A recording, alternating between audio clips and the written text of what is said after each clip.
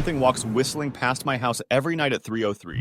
Every night, no matter the weather, something walks down our street whistling softly. You can only hear it if you're in the living room or the kitchen when they walk by, and it always starts at exactly 3:03. The sound starts faint, somewhere near the beginning of the lane near the Carson place. We're towards the middle of the street, so the whistling moves past us before fading away in the direction of the cul-de-sac. When I was younger, my sister and I would sneak into the kitchen some nights to listen. Mom and Dad didn't like that, and we'd catch hell if they found us out there, but they were never too hard on us since we always stuck to the one big rule. Don't try to look at whatever was whistling. My neighborhood is a funny place. I've lived here since I was 6 and I love it. The houses are small but well-kept, good-sized yards. Plenty of places to roam. There are a lot of other kids here my age. I turned 13 back in October. We grew up together and would always play foursquare in the cul-de-sac or roam around from back porch to back porch in the summer. This was a good place to grow up. I'm old enough to see it. And there's only the two strange things here: the night whistling and the good luck. The whistling never bothered me much. Like I said, I couldn't even hear it from my bedroom. But Mom and Dad don't like talking about it, so I've stopped asking questions. My dad is a strong guy, tall and calm. He has an accent since he moved to the US as a kid. His family, my grandparents, they're from the islands. That's what they call it. My dad, the only time he isn't so calm is if the whistler comes up. He talks a little quicker then, eyes move faster, and he tells us not to think about it so much and to always remember the one rule, the big rule. Don't try to look outside when the whistler goes past. Not that we could look even if we wanted. See, there are shutters on the inside of every window, thick pieces of heavy canvas that pull down from the top and latch to the bottom of the window frame. Each latch even has a small lock, about the size of what you'd find on a diary. My dad locks those shutters every night before we all go to bed and keeps the key in his room. My mom, I don't know what she thinks about the whistling. I've seen her out in the living room before at 3:03 when the sound starts. I could see her if I cracked my door open just an inch to peek. She's not out there often. At least I haven't caught her much. But once or twice a month, I think she sits out there on our big red couch just listening. The whistler has the same tune every night. It's cheerful. Da-da-da-da-da-doom, da-da-da-da-da-doom. Remember how I said there are two odd things about where I live? Well, besides our night whistler, everyone in my neighborhood is really lucky. It's hard to explain, and Dad doesn't like us talking about this part much either. But good things just seem to happen to people around here a lot. Usually, it's small things: winning a radio contest, or getting an unexpected promotion at work, or finding some arrowheads buried in the yard, the authentic kind. The weather is pretty good, and there's no crime, and everybody's gardens bloom extra bright in the fall. A million little blessings, I've heard my mom say about living here. But the main reason we stay here, why we moved here in the first place, is my sister Nola. She was born very sick, something with her lungs. We couldn't even bring her home when she was born, only visit her in the hospital. She was so small, I remember. Small even compared to the other babies. A machine had to breathe for her. We moved into our house here to be closer to the hospital. As soon as we moved here, Nola started getting better. The doctors couldn't figure it out. They chalked it up to whatever they were doing, but we all could tell they were confused. But my parents knew, even I knew, Nola getting better was just another of the million little blessings we got for living in our neighborhood. So that's why we stayed even after we found out that for every small miracle that happens here every day, now and then, some bad things happen, but they only happen if you look for the whistler. See, our neighborhood has a welcoming committee. They show up with macaroni casserole and a gift basket and a manila folder whenever someone new moves in. They're very friendly. 4 people showed up when we moved in 7 years ago. The committee made small talk, gave me a Snickers bar, and took turns holding Nola. It was her first week out of the hospital, so they were extra careful. Then the committee asked to speak to my parents in private, so I was sent to my room where I still managed to hear nearly every word. The welcoming committee told my parents about how nice the neighborhood was. Really exceptionally, hard to explain kind of nice. And then they told my parents about the even harder to explain whistling that happened every morning at 3:03 and ended at the tick of 3:05. The group, our new neighbors, warned my parents that the whistling was quiet, would never harm or hurt us, as long as we didn't look for what was making the sound. This part they stressed, and I pushed my ear into the door, straining to hear them. People who went looking for the whistler had their luck change, sometimes tragically. A black cloud would hang over anyone that looked. Anything that could go wrong would. The manila envelope the committee brought over contained newspaper clippings, stories about car crashes and ruined lives, public deaths and freak accidents. Not everyone dies, I heard the head of the committee tell my dad, but the life goes out of them. Even if they live, there's no light in them ever again, no presence. My mom, I could tell she wasn't taking it seriously. She kept asking if this was some prank they play on new neighbors. At one point, my mom got angry, accused the committee of trying to scare us out of our new home, asked them if they were cyst on account of my dad being from the islands. My dad calmed her down, told her he could tell our new neighbors were sincere and they were just trying to help us. He explained that he grew up hearing these kinds of stories from his mom and that he knew there were strange things that walked among us. Some of those strange things were good, and some were bad, but most were just different. After the committee left, Dad went out to the hardware store, bought the canvas blinds, the latches, and the locks, and installed them on every window in the house after dinner. That first night in our new house, I crept out of my room at 3 a.m., only to find my dad awake sitting on the living room couch, holding my baby sister. My dad held up his finger in a shah-ach motion, but patted the couch next to him. I sat, and we waited. At exactly 3:03, we heard the whistling. Da-da-da-da-da-doom, da-da-da-da-da-doom. It came, and it went just like our neighbors said. The whistling returns each night, and we never look, and we enjoy our million little blessings every day. Nola breathes on her own, and she's grown into a strong, clever girl. My dad even joined the welcoming committee. We don't get new neighbors often. Why would anyone want to leave? But when a new family moves in, my dad and the committee bring them macaroni casserole, a gift basket, and the manila folder. I can always tell by the look on my dad's face when he comes back if the family took the committee seriously, or if we'd be getting new neighbors again very soon. Not long ago, a family moved in directly next to us. The previous owner, Miss Maddie, passed away at age 105. She'd lived a good, long life. Our new neighbors seemed like they'd fit in just fine. They believed the welcoming committee, took my dad's advice about the locking shutters since they had a young child of their own. Whatever newspaper clippings were in that manila envelope, whatever evidence, my dad never let us see. But I imagine it must have been awfully convincing since our neighbors got along with no issues for the first month. One night, when our new neighbors had to leave town, they sent their son, Holden, to stay with us. He was 12. A year under me in school. I didn't know him well before that night, but as soon as his parents dropped him off after dinner, I could tell it was going to be a bad time. Do you know who is always out there whistling every night? Holden asked the moment the adults left the room. The three of us were sitting in the den, some Disney movie playing idly on the television. My sister and I exchanged a glance. We don't talk about that, I said. I think it's that weirdo that lives in the big yellow house on the corner, Holden said. Mr. Tolles? My sister asked. No way, he's really nice. Holden shrugged. Must be a psycho killer then. Nola tensed. We don't talk about it, I repeated.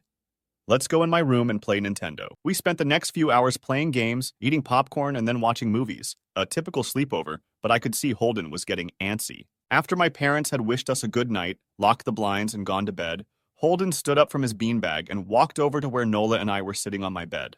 Have you ever even tried looking? He asked. It's nearly time. Like most sleepovers, we'd conveniently ignored any suggestion of a bedtime. I was shocked to see he was right. It was almost 3 a.m. I sighed. We don't... See, I can't even try to look because my dad locks the blinds every night and hides the key, he continued, ignoring me. So does our dad, said Nola. No, replied Holden. No, he doesn't. You saw him do it, I said, a little sharper than I meant to sound. Holden grinned. Your dad locks the blinds, yeah, but he doesn't hide the key. He keeps it right on his normal keychain. So? I asked, worried I already knew what he would say next, because I had noticed that my dad didn't bother hiding the key anymore after all of these years, because he knew we took it seriously. So after your dad locked up but before your parents went to bed, I went to the bathroom, and on my way, I may have peeked into their room, and I may have seen your dad's keychain on his nightstand, and I maybe went and borrowed the key to blinds. Nola and I stared, and his grin only grew wider. You're lying, I said. Holden shrugged. You can check if you want. Just open your parents' door and look. You'll see his keychain right there on the nightstand. Stay here, I told both of them. Don't move a muscle. I hurried over to my parents' room but hesitated at the door. If Holden wasn't lying, my dad would be angry. Beyond angry. I was scared thinking about it, but more scared of an open window with the whistler right outside. I opened the door, barely an inch, and looked in, but it was too dark to see. Taking a deep breath, I walked into the room. 2 steps into the dark, I froze. The whistling started, and I could hear it clearly. From my parents' room. I never realized, but they must have heard the sound every night since we moved into the house. They never told us. I don't think I could have slept through it. I stood there, listening to the whistling come closer, unsure whether I should turn on a light or call out for my dad. Soft sounds from the living room brought me back to reality. Nola! I yelled, running out of my parents' room. Holden and Nola were standing near the front door next to a window. Holden wasn't lying. I could see him fumbling with the lock on one of the blinds. I heard a click. He did have the key. Holden let out a quick laugh. Nola stood next to him, hunched up, afraid but maybe curious. The whistling was right outside our house now. I think I made a sound, called out. I can't remember. Time felt frozen, clock hands nailed to the face, but I found myself moving. I'm not fast. I've never been athletic. Somehow, though, I covered the space between myself and Nola in a moment. My eyes were locked on her, but I heard Holden pull the blind all the way down so it could release. I heard the snap of it start to raise, and I heard the whistling just on the other side of the window. But I had my arms around Nola, and I turned us so she was facing away from the window. At the same time, I jammed my eyes shut. The blind whipped open. The whistling stopped. I felt Nola shaking in my arms. "Don't look, okay?" I told her. "Don't turn around." We were positioned so that she was facing back towards the hallway, and I was facing the window. My eyes were still closed. I felt her nod into my shoulder. I reached out with the arm not holding Nola and tried to touch Holden. My hand brushed against his arm. He was shaking worse than Nola. "Holden?" I asked. Silence. I reached past him and gingerly felt for the window. Eyes still sealed shut. The glass was cold against my fingertips, colder than it should have been for the time of year. I moved my hand up the window, searching for the string to the blind. The glass began to get warmer the further I reached, and there was a gentle hum feeding back into my fingertips. I tried not to think about what might be on the other side of the window. Finally, I touched the string and yanked the blind shut. I opened my eyes. In the dim light leaking out from the kitchen, I could make out Holden, pale and small, staring at the now closed window. "Holden?" I asked again. He turned towards me and he screamed. Everything became a flurry of motion. Lights sparked to life in the hall, then the living room. My parents' footsteps thudded across the hardwood floor. I didn't turn to look back at them. My eyes were glued to Holden. He was pale, had bit his lip so hard there was a thin red line of blood running down his chin, and he'd wet himself. "What happened?" my dad asked from behind me. I managed to swivel away from Holden and look back. He looked. I'd never seen my dad scared before, but I saw it that night. In that moment, an old, ugly terror stitched on his face, a parent's fear. "Just Holden?" he mouthed to me. I nodded yes. My dad let out a breath. He looked so relieved I nearly expected him to cheer. But then he turned to Holden, and my dad's face changed. I wondered if he felt bad for feeling good that Holden was the only one that looked. There was a knock at the door. We all froze. Holden whimpered. "Don't answer it," my mom said. She stood at the threshold of the hall. I'd always thought she was a skeptic and just humored my dad about the windows and the whistler. But that night, we were all believers. I noticed that both of my parents held baseball bats they must have taken from their bedroom. The knock came again, a little louder this time. "Please don't open the door," Holden whispered. My dad walked over to him, hugged him close. "We won't," my dad promised, still holding his bat. "Nothing is coming in here tonight." Thud, thud, thud. This time the knocking was loud enough to rattle the door. Holden screamed again, and Nola clutched her arms around my neck. My mom came over and knelt down next to us, wrapping my sister and me close. Thud, thud, thud. "Call the police," my mom whispered to my dad. The knocking instantly stopped. My dad looked over his shoulder at us. "Do you think—" He was cut off by frantic knocking that trailed off to a polite tap, tap, tap. "Police," something said from the other side of the door. The voice from outside sounded exactly like my mom, like a parrot repeating the words back to her. "Police, call the police. Tap, tap, tap, police." My mom pulled us closer. "Police, police, police, police." "Please stop," I heard her whisper. "I don't think calling them will help," my dad said. "How will we know when they're the ones at the door?" The knocking came back harder than before. The door shook, then it stopped. After a long moment, I heard the knocking again, but it was coming from our back door. We all turned together towards the back door, but the knocking immediately returned to the front door. Front to back to front, loud, then quiet, then loud again. Suddenly, the sound was coming from both doors at once. Big, heavy blows like a sledgehammer. Then something started rapping against all of the windows in the house. Then the walls. It was like we were living inside a drum with a dozen people trying to play at once. Or we were a turtle, and something was attempting to claw us out of our shell. "Stop!" Holden yelled. The knocking died. "I won't tell," Holden said, staring at the door. "I promise I won't tell anyone what I saw. Just please go away." We waited for nearly a minute. Then we heard it. A soft tap, tap, tap coming from the window Holden had looked through earlier. Holden started to cry, sobbing like a prisoner watching gallows being built outside their cell. My dad held him, brushed his hair but never lied to him, never told him things would be okay. The tapping at the window went on for the rest of the night. We huddled together in the living room for I don't know how long. Eventually, my mom tried to take us kids into my room, while my dad stayed to watch the door. But the second we moved into my bedroom, the knocking came back so loud it was possible to ignore. I was afraid the door couldn't take it. We went back to the living room, and the knocking stopped. Only the tap, tap, tap on the window remained. None of us slept that night. The tapping stopped around 7 a.m. That's about the time the sun comes up here. We waited another 2 hours before my dad opened the blinds from one window. He made us all go back to my parents' bedroom first. I heard him open the door, then come back in. Okay, he told us. It's done. Holden's parents came back around lunchtime. My mom and dad walked Holden over to his house and they all went inside for quite a while. Nola and I watched from the window. She stuck to me the whole day, right at my side, sometimes holding my hand. When my parents came back, they looked grim, but wouldn't tell us what they said to Holden's family. It was a Sunday, so we all spent the day together, ordered pizza, and watched movies. That night, everyone slept in my room, Nola and my mom in the bed with me, my dad in a chair he'd pulled over. There was no knocking that night or any night since.